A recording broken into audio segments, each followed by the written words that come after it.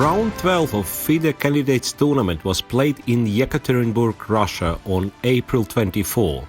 A nerve-wracking display set an unmatched record. All 4 games were decisive.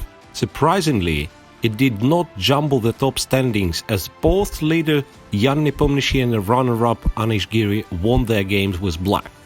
As sole leader of the event, Jan Nepomniachtchi from Russia notched one more victory in a game against Chinese Wang Hao. Grandmaster Daniil Dubov, who is commentating the games live, noted that Nepomniachtchi started to outplay his opponent going out of the opening.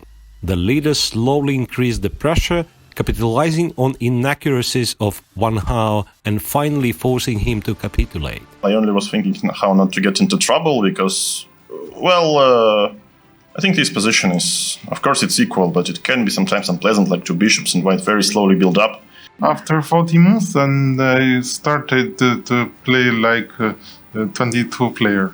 Anish Giri won an excellent game against Fabiano Caruana. This is the 2nd consecutive victory for Giri and the 3rd one after resumption of the candidates. The player, who has started the second part of the event in the middle of the overall standings with 3.5 points, is now one of the 2 main contenders for the top spot. I'm very happy with the fact that I won another game. I felt he was quite enthusiastic about his position, but after Queen of 8, which is a good move, he probably realized that he no longer is playing for an advantage. And I think, given that he was in a must-win, it was a big letdown for him. After the loss, chances of Caruana for a rematch against Magnus Carlsen are purely theoretical. Maxim Vachier-Lagrave managed to recover from his yesterday's loss and defeated Kirill Alexeyenko. This was the first victory for MVL in the second part of the candidates. These wins put the French back in the race. I was happy with how I calculated things, and hopefully it was alright, and this would mean I can move on with my tournament and try to play 2 good games. Maxim Vachier-Lagrave is yet to play Jan Nepomniachtchi in round 13 of the tournament.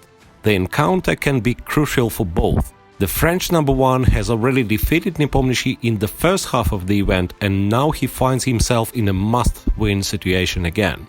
Chinese Ding Liren was one of the top favorites entering the tournament. However, the one who was previously called the top contender is now at the bottom of the overall standings. In round 12, he managed to defeat Alexander Grishuk from Russia, but 5 points were only enough to get out of the last place. With 2 rounds to go, Jan Nepomniachtchi is still a sole leader of the event, followed by Anish Giri, half a point behind. Maxim Vachier-Lagrave is 3rd, 1.5 points behind the leader. I guess it's still very complex and still 2 rounds to go. The games resume on Monday after the rest day. As 3 players keep chances to become a challenger, the tournament's finale promises to be exciting. Don't miss out.